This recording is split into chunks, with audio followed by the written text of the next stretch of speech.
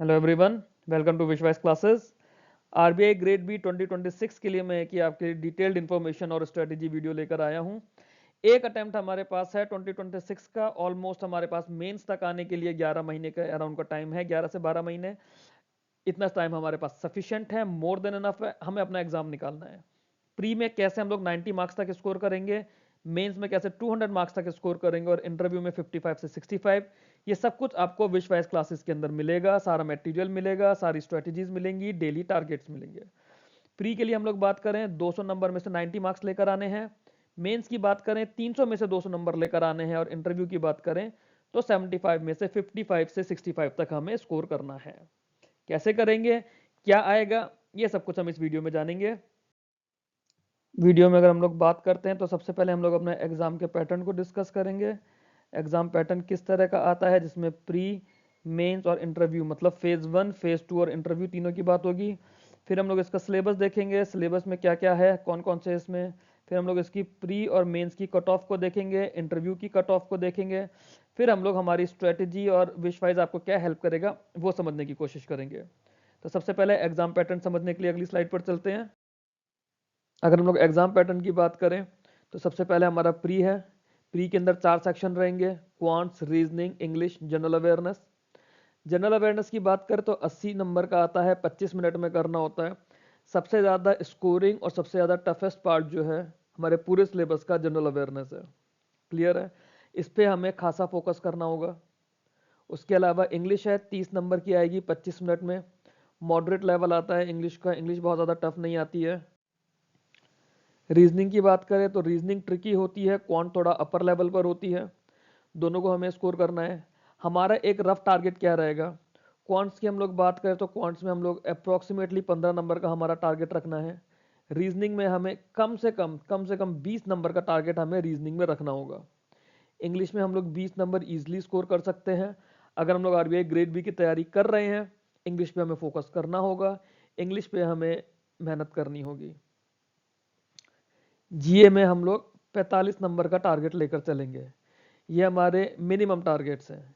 Overall हमारा अगर हम लोग इस तरह से देखेंगे रफली 100 नंबर का कवर हो जाता है, बट उसमें हम लोग कुछ गलतियां भी कर सकते हैं। इंग्लिश में हमसे गलतियां हो सकती हैं, इंग्लिश कभी 100% सही नहीं हो पाता। तो 10 मार्क्स का हमने बफर लिया है। 90 मार्क्स हमारा जैसा पेपर इस साल आया था या पिछले साल आया था, इस तरह के पेपर्स में 90 मार्क्स का टारगेट हम लोग लेकर चलेंगे। क्लियर है। मेंस की बात करते हैं, मैं इसको रब कर देता हूं।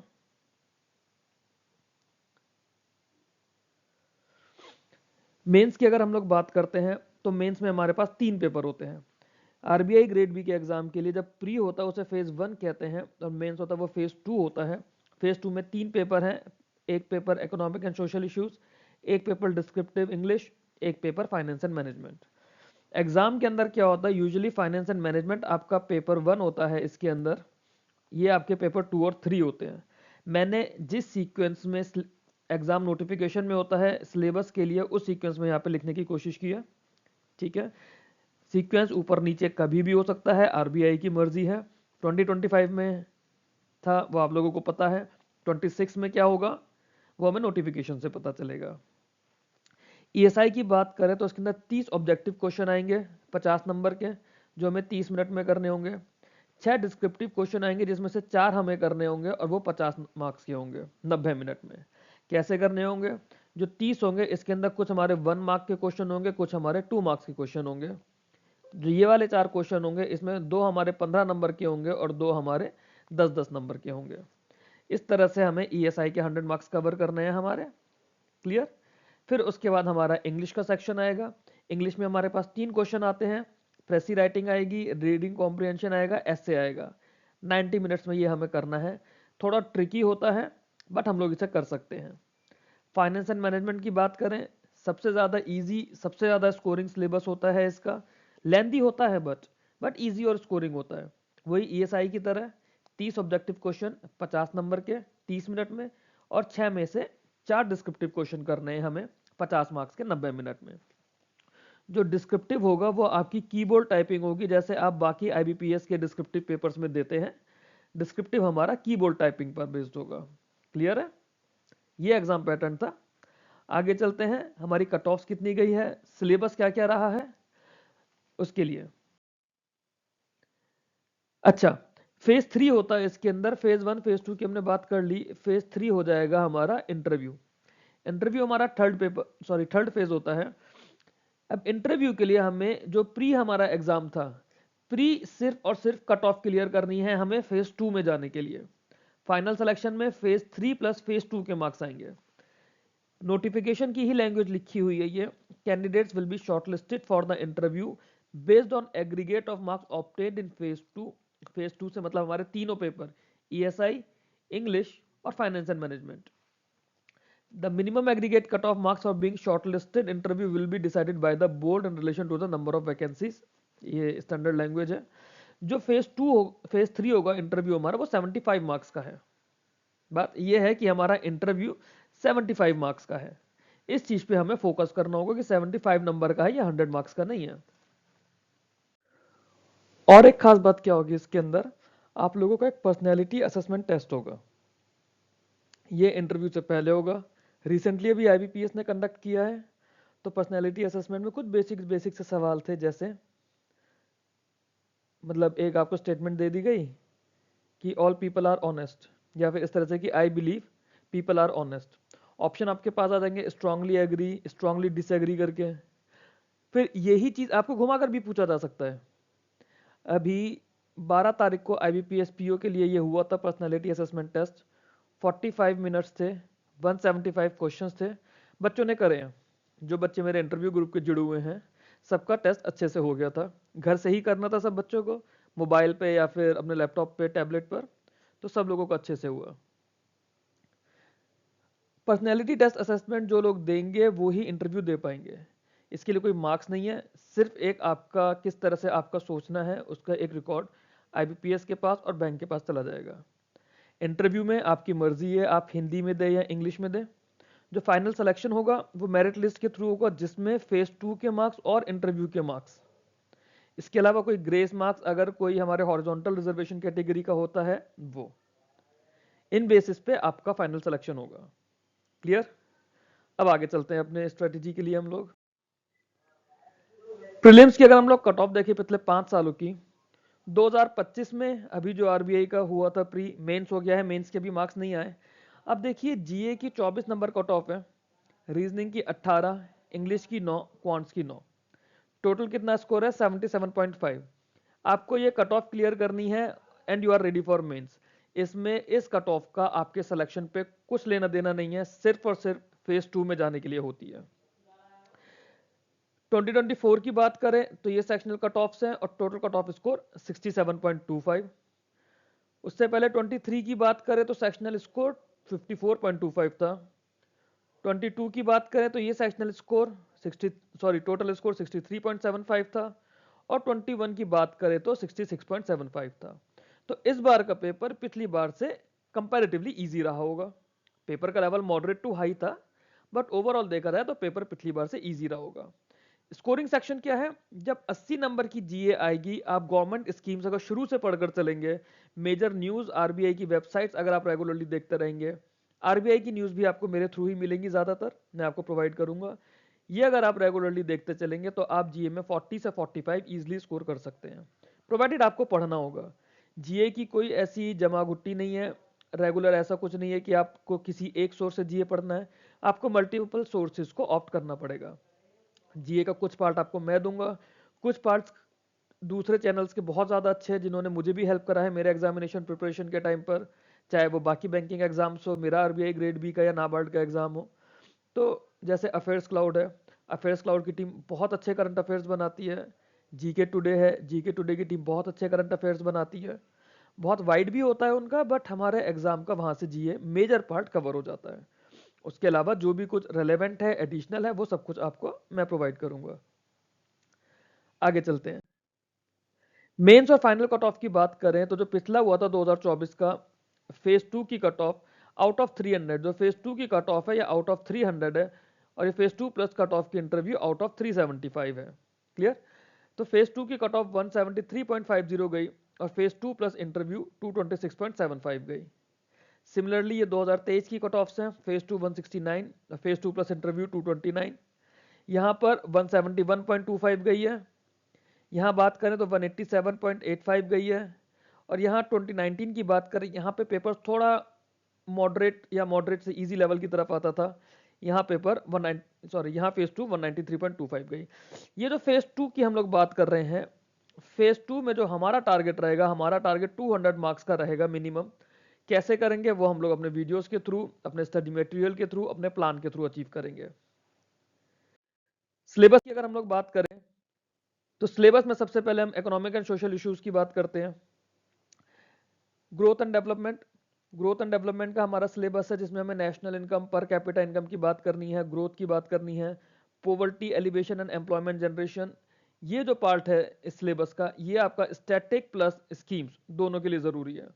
पॉवर्टी एलिवेशन, एम्प्लॉयमेंट जनरेशन में जो ओल्ड स्कीम्स होती है ना, लोग कहते हैं कि ओल्ड स्कीम्स कहाँ से पढ़नी है, ये आपके इस सिलेबस का, स्टैटिक सिलेबस का पार्ट है, ये आपको करना है। Sustainable development and environmental issues, यहाँ से डिस्क्रिप्टिव क्वेश्चन भी बनते हैं। इसमें हम लोग एसडीजी की बात करते हैं, सस्टेनेबल डेवलपमेंट गोल्स। हमारी स्कीम्स को सस्टेनेबल डेवलपमेंट गोल से हम लोगों को रिलेट करना होता है, उस पर डिस्क्रिप्टिव क्वेश्चन भी बनता है, ऑब्जेक्टिव भी आ सकता है। इंडिया की इकोनॉमिक हिस्ट्री की बात करें, change in industrial labour policy, monetary and fiscal policy reforms in 1991, ये पार्ट तो बहुत बहुत ज़्यादा ज़रूरी है। मॉनेटरी और fiscal policy since reforms of 1991, इसमें पूरी आपको ग्रोथ बतानी पड़ सकती है और करंट जो हमारा स्ट्रक्चर चल रहा है उसके साथ कॉन्ट्रास्ट करना पड़ सकता है। Priorities and recommendation of economic survey and union budget, Indian money and financial market, ये आपका बहुत इंपॉर्टेंट पार्ट है। यहाँ से आपका स्टैटिक पार्ट जो है इन टॉपिक्स का, उसको हमारे करंट से जो हमारा इकोनॉमिक सर्वे होगा उसकी जो हाइलाइट्स हैं, हमारे बजट की हाइलाइट्स हैं, बजट में जो स्कीम्स बताई गई हैं, वो सब हमें यहाँ पे करना पड़ेगा। बहुत ज़्यादा डीप में नहीं करना, बहुत स्मार्ट वे से हम लोग करेंगे, बट हमें स्टडीज ढंग से करनी है यहाँ पर।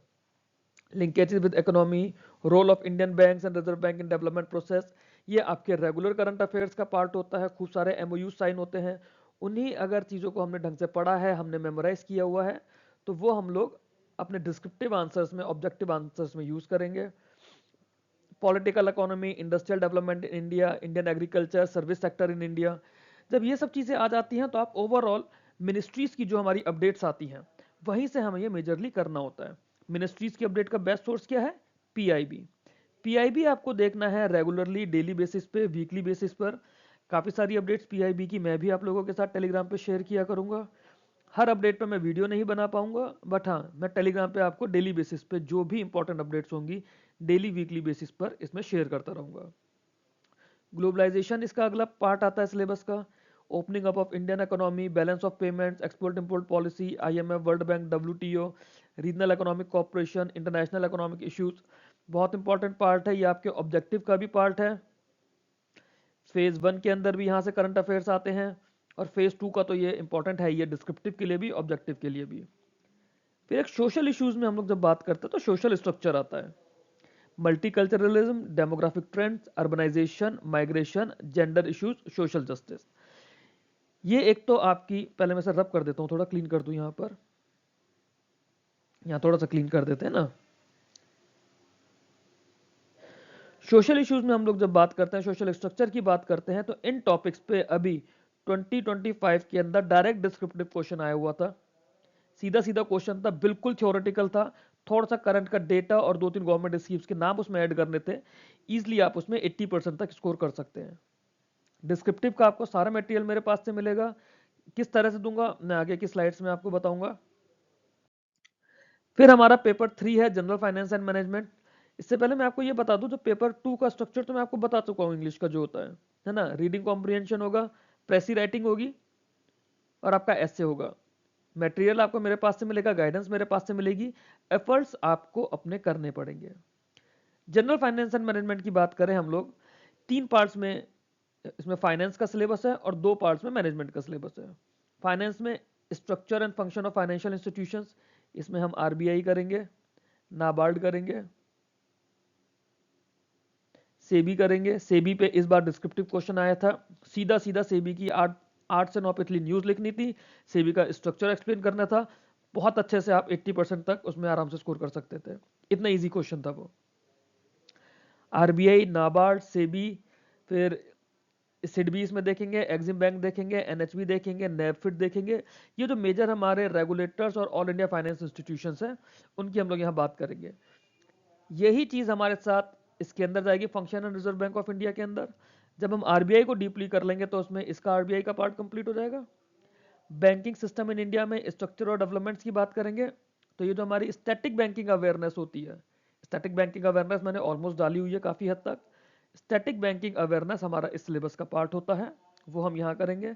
फाइनेंशियल इंस्टीट्यूशंस की हम लोग जब बात करेंगे तो ये सब कुछ हमारा पार्ट 1 में कवर हो रहा है। Structure and function of financial institutions में ये सारे फाइनेंशियल इंस्टीट्यूशंस हमारे कवर हो जाएंगे। रीसेंट डेवलपमेंट्स की बात करें ग्लोबल फाइनेंशियल सिस्टम में, उसका इंपैक्ट इंडियन फाइनेंशियल सिस्टम में, ये आपका डिस्क्रिप्टिव का पार्ट बनाता है और आपके करंट अफेयर्स का पार्ट बनाता है। और जब फाइनेंशियल सिस्टम की हम लोग बात करते हैं तो सिर्फ और सिर्फ बैंकिंग की बात नहीं हो रही है, जैसे हमारे एडीआर जेडीआर से रिलेटेड कुछ है, मसाला बॉन्ड से रिलेटेड कुछ है, एफडीआई या एफपीआई एफआईआई से रिलेटेड कुछ है। जो भी globally financial system Indian economy को इम्पैक्ट कर रहा है या बाहर यूएस के स्टॉक एक्सचेंजेस में या लंदन के स्टॉक एक्सचेंजेस में कुछ मेजर इम्पैक्ट आया है जिसकी वजह से इंडियन इकोनॉमी इम्पैक्ट हो रही है, वो हमें यहाँ पे करना पड़ेगा। Role of IT in technology and banking and finance, ये आपका डिस्क्रिप्टिव का सवाल बनता है। कुछ बच्चों ने मुझसे टेलीग्राम पे पूछा था कि इस टॉपिक पे हम लोगों को स्पेशली क्या करना चाहिए। मैंने खास तौर से बोला था कि आरबीआई एआई पे बहुत काम कर रहा है, आर्टिफिशियल इंटेलिजेंस पे, मशीन लर्निंग पे।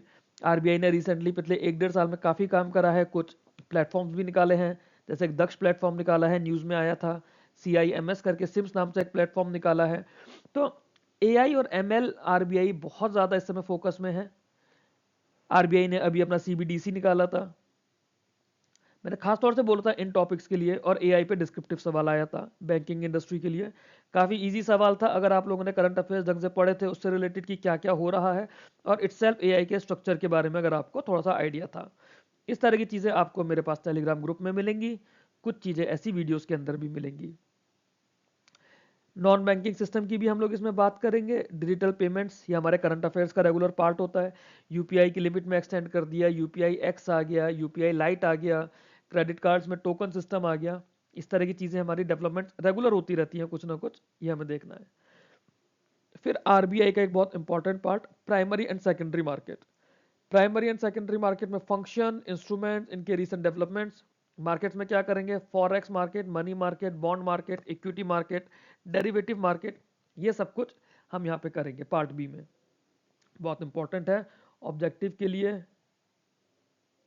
बेसिक न्यूमेरिकल भी यहाँ से आ सकते हैं, आते भी हैं, और डिस्क्रिप्टिव के लिए तो ये सब कुछ कंपेयर एंड कॉन्ट्रास्ट करने के लिए ज़रूरी होता ही होता है। सिलेबस का हम लोग पार्ट सी देखें, जो हमारे जनरल टॉपिक्स हैं, जैसे फाइनेंशियल रिस्क मैनेजमेंट। हमारे पास काफ़ी सारे रिस्क होते हैं, जैसे ऑपरेशनल रिस्क हो गया, गवर्नेंस रिस्क हो गया, क्रेडिट रिस्क हो गया, लिक्विडिटी रिस्क हो गया। इस तरह के रिस्क को हमें समझना है, कैसे उन्हें मिटिगेट किया जाता है, कैसे वो इकोनॉमी को इम्पैक्ट करते हैं। फॉर एग्जाम्पल, एक किसी बड़े बैंक में क्रेडिट रिस्क हो जाता है जो बहुत ज़्यादा बड़ा हो गया, उसकी वजह से कैसे उसका रिपल इफेक्ट आएगा, डोमिनो इफेक्ट आएगा, और हमारी इकोनॉमी को वो अफेक्ट करता है। बेसिक्स ऑफ डेरिवेटिव्स, इसके अंदर हम लोगों को फॉरवर्ड्स पढ़ना है। मैं रब कर देता हूँ, पहले थोड़ा जगह बना लूँ यहाँ लिखने के लिए। हमें इसके अंदर फॉरवर्ड्स पढ़ना है, फ्यूचर पढ़ना है, ऑप्शंस पढ़ना है, स्वैप्स पढ़ना है। बेसिक्स पढ़ना है क्योंकि आपको सिलेबस के अंदर लिखा हुआ है बेसिक्स ऑफ डेरिवेटिव। आरबीआई आपके सिलेबस के बाहर कुछ भी नहीं पूछेगा, जो सिलेबस दिया है उसी सिलेबस से आएगा। Global financial markets and international banking, broad trend and development, ये हमने पार्ट ए के अंदर भी पढ़ा था, यहीं पे हम लोग उसको पढ़ेंगे। फाइनेंशियल इंक्लूजन, इसके अंदर गवर्नमेंट की स्कीम आ जाती है, पीएसएल आ जाता है, पेमेंट बैंक और स्मॉल फाइनेंस बैंक आ जाएंगे। फिर national strategy on financial inclusion RBI देता है हर 5 साल की, 3 साल की, अलग अलग टाइम पर ये आएगा। इसकी जो भी अपडेट्स आरबीआई देगा वो आएगा। ये बहुत इंपॉर्टेंट पार्ट है, आरबीआई का भी, गवर्नमेंट का भी इन चीज़ों पे फोकस है, तो ये चीज़ हमें सब देखनी पड़ेगी। ओके, आगे के टॉपिक समझते हैं। Alternate source of finance, private and social cost benefit, public private partnership, ये सब कुछ हम लोग डिस्क्रिप्टिव आंसर्स के थ्रू करने की कोशिश करेंगे। डायरेक्ट टॉपिक्स पे बहुत रेयर होता है कि कोई ऑब्जेक्टिव क्वेश्चन आए। डिस्क्रिप्टिव क्वेश्चंस करेंगे। ऑल्टरनेट सोर्स ऑफ फाइनेंस पे 2 हम लोग करेंगे, प्राइवेट सोशल कॉस्ट बेनिफिट पे 2-3 अलग अलग तरह के आंसर्स करेंगे, पब्लिक प्राइवेट पार्टनरशिप पे हम लोग करेंगे। उसी से ही हमारा इन टॉपिक्स पे डिस्क्रिप्टिव का पार्ट कवर हो जाए, सॉरी ऑब्जेक्टिव का पार्ट कवर हो जाएगा। Corporate governance in banking sector बहुत बहुत ज़्यादा इंपॉर्टेंट है, इसमें डिस्क्रिप्टिव सवाल आएगा। आरबीआई का ड्यू डिलिजेंस क्या होता है, या क्राइटेरिया क्या है एमडी सीईओ अपॉइंटमेंट का उनके डायरेक्टर्स के लिए, वो सब कुछ हमें इसमें डिस्क्रिप्टिव की फॉर्म में हम लोग प्रिपेयर करेंगे। यूनियन बजट हमने ईएसआई के अंदर भी टॉपिक कवर करा, यहाँ पे भी हम लोग करेंगे। बजट सेम होगा, उसके क्या स्टैटिक कॉन्सेप्ट्स है, क्या उसका स्ट्रक्चर होता है, क्या गवर्नमेंट इस बार उसमें प्रेजेंट करेगी, वो सब कुछ हम लोग देखेंगे। Basis of accounting and financial statements, यहाँ से इस बार सवाल भी आए हैं, न्यूमेरिकल भी आ जाते हैं। बैलेंस शीट क्या है, profit loss, cash flow statements, ratio analysis, जैसे डेट टू इक्विटी रेशियो पे सवाल आता है, डेटर डेज पर आता है, क्रेडिटर डेज पर आता है, टर्नओवर पर, रिटर्न ऑन एसेट क्या होता है, रिटर्न ऑन इक्विटी क्या होती है, क्या इनके फॉर्मूलेज है, बैंक को या बैंक की बैलेंस शीट को किस तरह से अफेक्ट करता है, ये हम लोग समझेंगे। डिस्क्रिप्टिव पॉइंट ऑफ व्यू से भी समझेंगे, ऑब्जेक्टिव से भी, और हमारे न्यूमेरिकल के पॉइंट ऑफ व्यू से भी। इन्फ्लेशन अगर आप लोगों ने मॉनेटरी पॉलिसी कभी भी पढ़ी है, सुनी है, तो आपको पता है कि आरबीआई का मैंडेट है मॉनेटरी पॉलिसी कमेटी के अंदर कि इन्फ्लेशन को हमें 4% ±2% के टॉलरेंस लेवल में रखना है। ये हम लोग पढ़ेंगे। डेफिनेशन, ट्रेंड, एस्टिमेट्स इनके क्या है, डब्ल्यूपीआई सीपीआई के कंपोनेंट्स क्या होता है, और इन्फ्लेशन और ग्रोथ के बीच में मॉनेटरी फिस्कल पॉलिसी से किस तरह से बैलेंस रखा जाता है। ये तो अपने आप में ही एक डिस्क्रिप्टिव सवाल है 15 नंबर का। How to strike a balance between inflation and growth through monetary and fiscal policies, अपने आप में एक डिस्क्रिप्टिव का सवाल हो जाता है ये। फिर इसके बाद हम लोग मैनेजमेंट को देखते हैं। मैनेजमेंट के सिलेबस की बात करें, पार्ट डी है ये हमारे सिलेबस का, फाइनेंस एंड मैनेजमेंट का। सबसे पहले इसमें fundamentals of management and organisation behaviour, introduction to management होता है इसमें। अच्छा, मैनेजमेंट में क्या है ना, इसके अंदर पूरा स्टैटिक पार्ट है। आपके पास क्या आएगा, ऑब्जेक्टिव आएगा, है ना, केस स्टडी के बेस पर आएगा, और डिस्क्रिप्टिव आएगा। 3 तरह के सवाल आएंगे आपके पास इसमें, ऑब्जेक्टिव होगा, केस स्टडी होगी, और डिस्क्रिप्टिव होगा। सबसे पहले हमारा काम होगा अपने मैनेजमेंट के सिलेबस को कंप्लीट करके वाइंड अप कर देना। जैसे साइंटिफिक एडमिनिस्ट्रेटिव मैनेजमेंट का या थॉट का, जो मैनेजमेंट थॉट्स हैं, इस पे डिस्क्रिप्टिव आंसर आता है। ह्यूमन रिलेशंस और सिस्टमेटिक अप्रोच के साथ बीच में डिफरेंस कंपेयर कॉन्ट्रास्ट करने के लिए भी आ जाता है। मैनेजमेंट के फंक्शंस पे, मैनेजरल रोल्स पे, नज थ्योरी है, नज थ्योरी बहुत इंपॉर्टेंट थ्योरी है। ऑर्गेनाइजेशन बिहेवियर, इस पर तो इस बार भी एक सवाल आया था, इसका मैंने एक सैंपल भी डाला हुआ है, इसी वीडियो में एक सैंपल डाला हुआ है कि हम डिस्क्रिप्टिव सवाल को किस तरह से हैंडल करेंगे। पर्सनैलिटी पे सवाल आते हैं, इसका meaning, factor, affecting, big 5 models of personality क्या है, रीइंफोर्समेंट क्या है, परसेप्शन क्या है, मोटिवेशन बहुत इंपॉर्टेंट, बहुत फेवरेट टॉपिक है आरबीआई का। कॉन्सेप्ट, इंपॉर्टेंस और कंटेंट थ्योरीज। अब इसमें क्या है ना, थोड़ा सा मैं रब कर देता हूँ पहले। मोटिवेशन, आप इस चीज को समझिए, जैसे मोटिवेशन का पार्ट हो गया हमारे पास, हमें बहुत कुछ नहीं पढ़ना, हमें मोटिवेशन का जैसे सिलेबस दिया हुआ है, हमें कौन कौन सी थ्योरीज करनी है। कंटेंट थ्योरीज में मैस्लो की नीड थ्योरी करनी है, एल्डरफेल्ड्स की ईआरजी थ्योरी करनी है, मैक्लेलैंड्स की थ्योरी ऑफ नीड्स करनी है, हर्ट्जबर्ग की 2 फैक्टर थ्योरी करनी है। 4 थ्योरी हमें यहां करनी है। प्रोसेस थ्योरी में हमें एडम्स इक्विटी थ्योरी करनी है, ब्रूम एक्सपेंसिव थ्योरी करनी है। तो पूरे मोटिवेशन में हमें सिर्फ 6 थ्योरीज करनी है। 6 थ्योरीज आप आराम से एक दिन में कर सकते हो, बेसिक मोटिवेशन के कॉन्सेप्ट और इंपॉर्टेंस के साथ में। एक दिन में आप थ्योरी करोगे, अगले दिन आप उन थ्योरी की एनालिसिस करोगे, डिस्क्रिप्टिव आंसर्स देखोगे, उनके ऑब्जेक्टिव आंसर्स करोगे, 2 दिन में आपका पूरा मोटिवेशन का टॉपिक तैयार। ऐसे ही एक दिन में अगर आप मैनेजमेंट थॉट को ढंग से पढ़ लोगे, साइंटिफिक, एडमिनिस्ट्रेटिव, ह्यूमन रिलेशन और सिस्टम अप्रोच, एक दिन में आपका ये पूरा टॉपिक तैयार। मैनेजमेंट के फंक्शन है, मैनेजरल रोल्स है, नर्स थ्योरी है, एक दिन में ये टॉपिक तैयार। कितना ही टाइम लगेगा मैनेजमेंट कंप्लीट करने में, 15 दिन में आप मैनेजमेंट का पूरा सिलेबस कंप्लीट करके खत्म कर सकते हैं। और उसके बाद सिर्फ आपको उसमें एमसीक्यूज के थ्रू रिवीजन करना है, डिस्क्रिप्टिव आंसर्स लिखने की कोशिश करनी है, जो सब कुछ हमारे टेलीग्राम चैनल पर आपको मिलेगा। आगे का सिलेबस देखते हैं। मैनेजमेंट का एक और इंपॉर्टेंट पार्ट है लीडरशिप। लीडरशिप भी मोटिवेशन जितना इंपॉर्टेंट है हमारे लिए। कॉन्सेप्ट, थ्योरीज इसमें दी हुई है कौन कौन सी है, trait, behavioural, contingency, charismatic, transactional और ट्रांसफॉर्मेशनल लीडरशिप। इन 6 कैटेगरीज के अंदर सब में 2-2 3-3 थ्योरीज हैं, उनके बेसिकली फीचर्स हैं, वो हमें करने हैं और कुछ नहीं करना। सिर्फ और सिर्फ हमें सिलेबस के हिसाब से चलना है। आउट ऑफ सिलेबस हमें नहीं जाना है, सिलेबस को फॉलो करना है, सिलेबस के बारे में कुछ नहीं करना है। फिर इमोशनल इंटेलिजेंस, इस पे हम लोग डिस्क्रिप्टिव के थ्रू करने की कोशिश करेंगे। एनालिसिस ऑफ इंटरपर्सनल रिलेशनशिप, जिसमें ट्रांजैक्शन एनालिसिस, जोहारी विंडो, ये भी हम लोग डिस्क्रिप्टिव के थ्रू करेंगे। कॉन्फ्लिक्ट, कॉन्सेप्ट, सोर्स, ये मैंने ऑलरेडी इनके ऊपर कुछ कुछ वीडियोस डले हुए हैं। ऑर्गेनाइजेशन चेंज के ऊपर हमारा वीडियो डला हुआ है, ओडी के ऊपर वीडियो डला हुआ है। बट इन सबको हम ऑब्जेक्टिव के साथ साथ डिस्क्रिप्टिव हर टॉपिक पर 2 से 3 अलग अलग डिस्क्रिप्टिव जो 15 मार्क्स के हिसाब से हम प्रिपेयर करेंगे कि अगर 10 नंबर में भी आता है तो हम अपने अकॉर्डिंगली उसे कट शॉर्ट कर सकते हैं। इस तरह से हमारा इसमें चलना है। अब जो मैनेजमेंट का बाकी पार्ट है, सेकंड पार्ट, इसमें आ जाता है ethics at work place and corporate governance. ये पूरा हमारा एथिक्स का जो सिलेबस है हम डिस्क्रिप्टिव्स के थ्रू करेंगे। कॉर्पोरेट गवर्नेंस पीछे भी हमने देखा था फाइनेंस में, मैनेजमेंट में भी यही है। कॉर्पोरेट गवर्नेंस के फीचर्स वही रहेंगे, फैक्टर्स वही रहेंगे, मैकेनिज्म वही रहेगा, बट हम इसको अपना बैंकिंग सेक्टर के अकॉर्डिंगली ही अपना करने की कोशिश करेंगे। फिर ये कम्युनिकेशन है मैनेजमेंट का पार्ट, इस पे हर बार सवाल आता है, ऑब्जेक्टिव भी आता है, डिस्क्रिप्टिव भी आता है। पूरा मैंने इसका एक वीडियो डाला हुआ है, वो पूरा वीडियो आप देखिए, उसमें ये टॉपिक कंप्लीट हो जाएगा। टेलीग्राम ग्रुप में मैंने ऑलरेडी अभी मोटिवेशन का और कम्युनिकेशन का वीडियो अपलोड करा है। जिन बच्चों ने वो वीडियो देखा है उनके टॉपिक्स, दोनों टॉपिक्स पूरी तरह से कंप्लीट हो चुके हैं।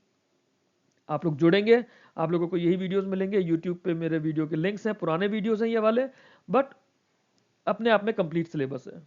नए वीडियोस दोबारा आएंगे इन्हीं टॉपिक्स पे, जनवरी से वीडियोस आने शुरू हो जाएंगे न्यू ईयर के बाद से, और आप लोग देखेंगे कि कैसे आपकी प्रिपरेशन में एड करेगा ये सब कुछ। अब इसके बाद हमारे सिलेबस का सबसे इंपॉर्टेंट और सबसे खतरनाक पार्ट और सबसे वाइड पार्ट, कौन सी मिनिस्ट्रीज की गवर्नमेंट स्कीम्स हमें करनी है। हमारे पास ये मिनिस्ट्रीज है, ministry of finance, rural development, agriculture farmer welfare, ministry of MSME, commerce industry, women and child development, health family welfare, housing and urban affairs, labour employment, education, जल शक्ति, environment, forest and climate change, social justice empowerment, tribal affairs, ministry of skill development and entrepreneurship. ये कुछ major ministries हैं जिनकी schemes हमें करनी है। हर ministry की रफली 10 से 15 स्कीम्स हैं। ऑलरेडी मैंने ministry of finance, ministry of rural development, agriculture, MSME, women and child, health family welfare, labour employment, social justice empowerment, ये मैंने ऑलरेडी पीडीएफ बना दी है। इसमें एक, हाँ, वुमेन एंड चाइल्ड डेवलपमेंट की भी, ये पीडीएफ ऑलरेडी ग्रुप में डली हुई हैं, इनके वीडियोस अभी नहीं बने हैं। मिनिस्ट्री ऑफ फाइनेंस का एक वीडियो मैंने बनाया था इंटरव्यू प्रिपरेशन के लिए, जो हमारे बैंकिंग के बच्चे हैं, बट इसको हमें अभी डीप में करना होगा। एग्जाम के लिए हमें हर मिनिस्ट्री को डीप में करना है, इनकी रेगुलर अपडेट्स, इनकी स्कीम्स को कैसे पढ़ना है मैं आगे एक स्लाइड में आपको बताऊंगा एग्जाम्पल से। इस बार करीब 30 से 35 क्वेश्चन स्कीम्स के थे ईएसआई में, सॉरी 30 से 35 मार्क्स की स्कीम्स आई थी 100 में से। स्कीम्स आपको डिस्क्रिप्टिव में भी हेल्प करती हैं और ऑब्जेक्टिव में तो डायरेक्ट स्कीम आती है। देखते हैं इसमें किस तरह के और सवाल बनेंगे। हम इसमें आपको क्या हेल्प करेंगे, हम आपको ईएसआई के स्टैटिक के सारे नोट्स प्रोवाइड करेंगे, वीडियो लेक्चर्स देंगे। फाइनेंस के कंप्लीट नोट्स होंगे, वीडियो लेक्चर्स होंगे। मैनेजमेंट के कंप्लीट नोट्स होंगे, वीडियो लेक्चर्स होंगे। कॉम्प्रिहेंसिव रिव्यू मिलेगा गवर्नमेंट स्कीम्स का। सैंपल के लिए आप टेलीग्राम चैनल विजिट कर सकते हैं, सर्च कीजिए @विशवाइज कॉन्टिन्यूस रहेगा। चैनल का नाम है आरबीआई एंड नाबार्ड नाम से हमारा चैनल है टेलीग्राम पे। आप देखेंगे पीडीएफ में आपको कॉम्प्रिहेंसिव रिव्यू मिलेगा गवर्नमेंट स्कीम्स का, नवंबर की अपडेट्स के साथ की वो स्कीम्स थी। जनवरी से हम लोग फिर अपडेटेड बनाएंगे, और मार्च के बाद जब बजट आ जाएगा उसके बाद एक्चुअल अपडेट्स आएंगी कि नया बजटरी एलोकेशन कितना है। फिर हम लोग मंथ वाइज जो भी न्यूज़ हमारी गवर्नमेंट स्कीम्स में रहेंगी उसके थ्रू करने की कोशिश करेंगे। कुछ हम लोग वीकली अपडेट्स बनाएंगे अपनी गवर्नमेंट स्कीम्स की, जो हम लोग अपने करंट अफेयर्स के थ्रू करेंगे। हर टॉपिक पे, करंट अफेयर्स पे, सब्जेक्ट पे आपको प्रैक्टिस एमसीक्यूज में प्रोवाइड करूंगा। कुछ टॉपिक वाइज होंगे, कुछ सब्जेक्ट वाइज होंगे। इसमें कुछ एमसीक्यूज आपके बिल्कुल बेस लेवल के होंगे, वो आपका एग्जाम ओरिएंटेड नहीं होंगे, बट आपके फंडामेंटल्स को, कॉन्सेप्ट्स को टेस्ट करने के लिए, स्ट्रॉन्ग करने के लिए वो एमसीक्यूज होंगे। सैम्पल एमसीक्यूज मैंने ऑलरेडी यूट्यूब पर अपलोड किए हुए हैं, खाली बैकग्राउंड म्यूजिक के साथ है, उसमें कुछ एक्सप्लेनेशन मैंने ऑडियो से, मतलब वर्बली कुछ नहीं बताया है, बट जब शुरू करेंगे हम लोग 2026 के लिए, उसमें हम लोग वर्बली शुरू करेंगे। और उसके बाद आएंगे हमारे एग्जाम लेवल क्वेश्चंस, एग्जाम में किस तरह से क्वेश्चंस बनेंगे। मेजर करंट अफेयर जो ईएसआई और फाइनेंस बेस्ड होंगे ये मैं आपको प्रोवाइड करूंगा।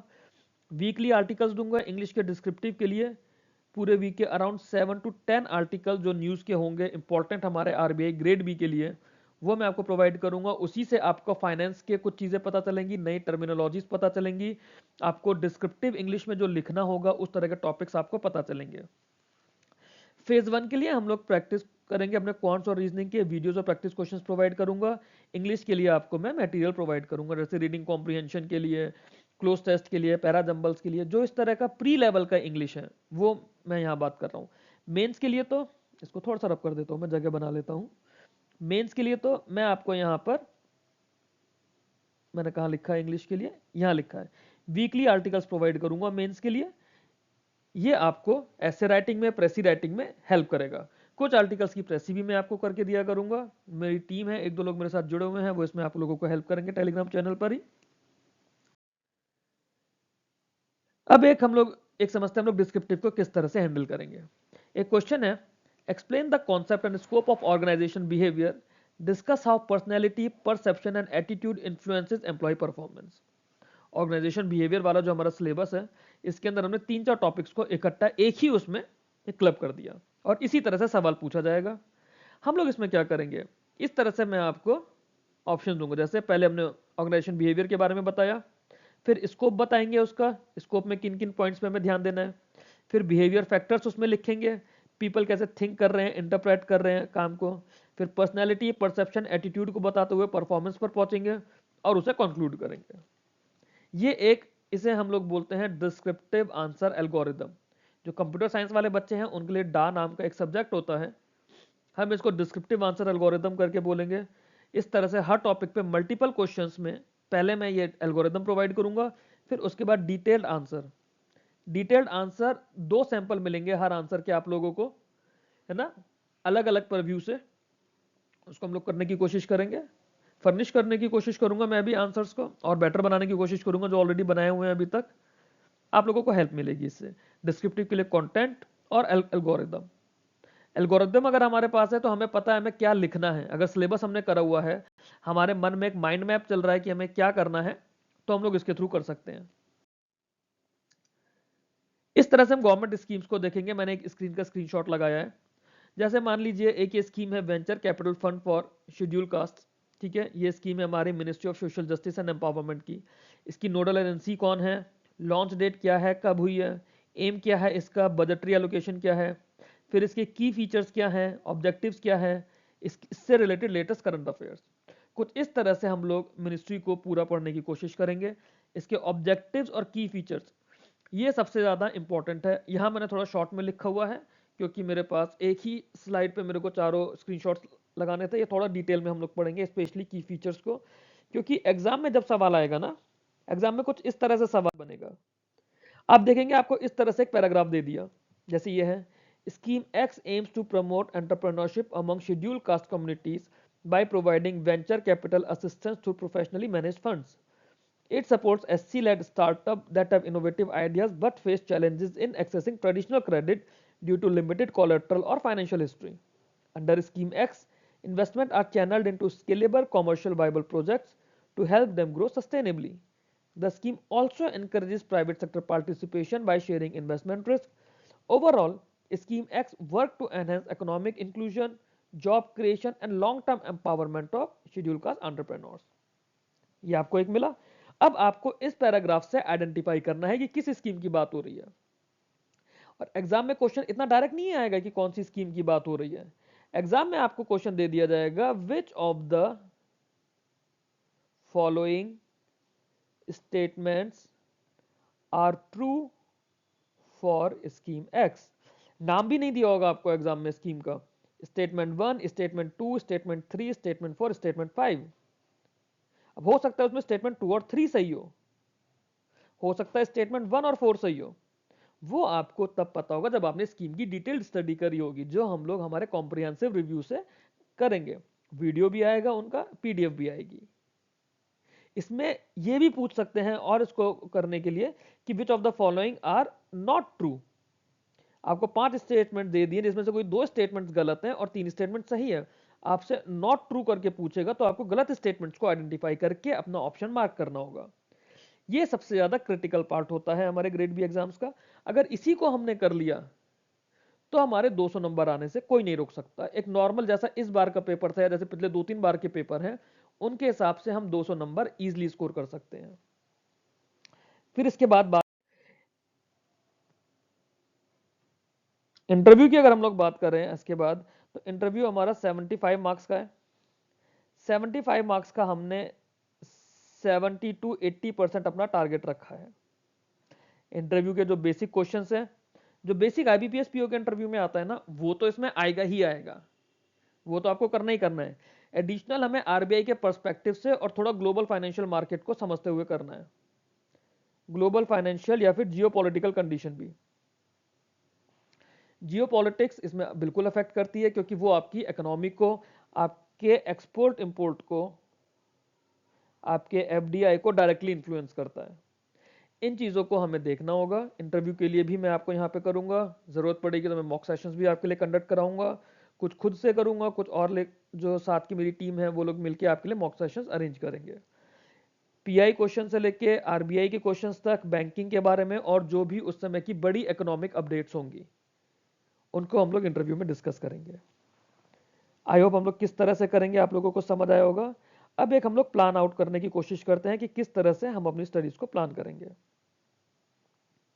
ठीक है, सबसे पहले हमारा काम है फाइनेंस बेसिक्स,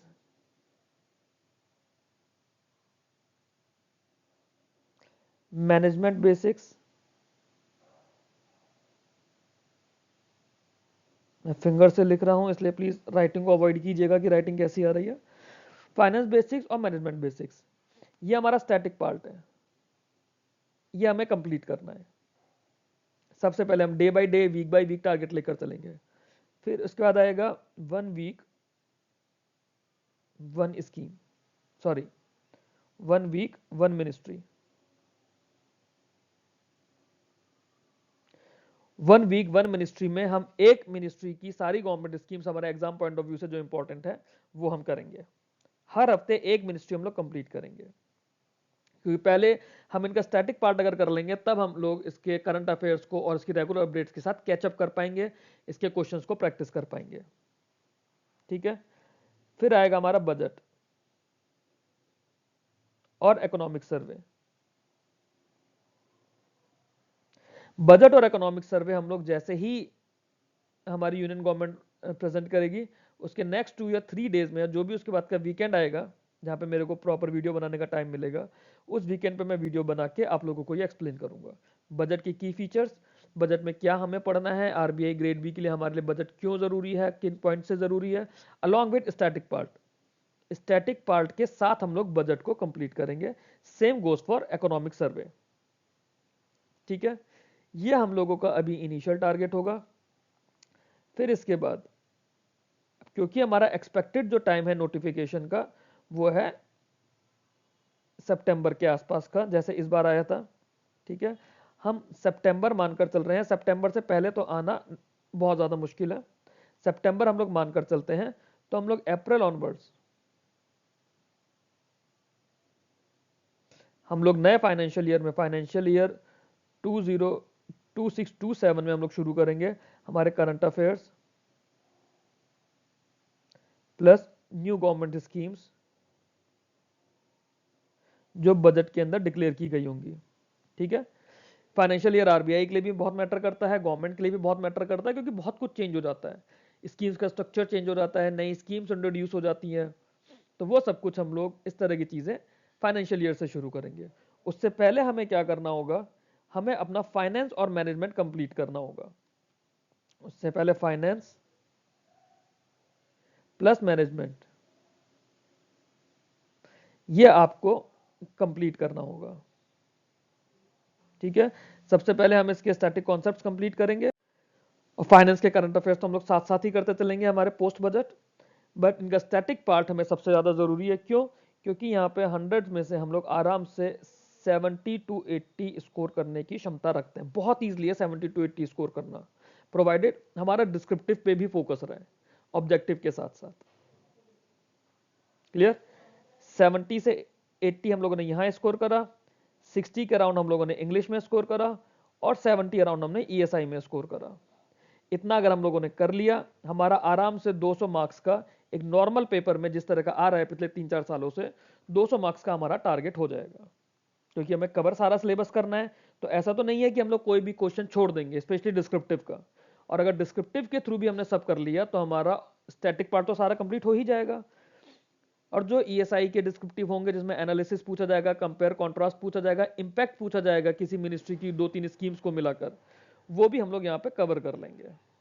क्लियर है? अब मैं आपको बस यही बोलूंगा जो मेरी हमेशा एंडिंग लाइन होती है। अगर आपको स्ट्रेटेजी समझ आई है, आपके कोई डाउट्स हैं, आप मेरे से कमेंट सेक्शन में या फिर टेलीग्राम चैनल के थ्रू पूछ सकते हैं। मेरा टेलीग्राम चैनल है विशवाइज दाम के, अगर आप लोग सर्च करेंगे आपको मेरा टेलीग्राम चैनल मिलेगा। आरबीआई एंड नाबार्ड नाम से नाम है मेरे चैनल का, जहाँ पे मैं आरबीआई और नाबार्ड रिलेटेड स्टफ पोस्ट करता रहता हूँ। आप लोग ज्वाइन करिए, मेरे को अच्छा लगेगा। जितने ज़्यादा लोग जुड़ेंगे उतना ज़्यादा मोटिवेशन मिलेगा वीडियोस बनाने का। अगर आपको स्ट्रैटेजी अच्छी लगी, वीडियो अच्छा लगा, आप मेरे चैनल को सब्सक्राइब कीजिए, बेल आइकन को प्रेस कीजिएगा ताकि आपको नोटिफिकेशन मिले। जो भी डाउट्स हैं, क्वेरीज हैं, आप कमेंट सेक्शन में मेरे से पूछ सकते हैं या मेरे टेलीग्राम पे जुड़ के मेरे से आप पूछ सकते हैं। Thank you very much.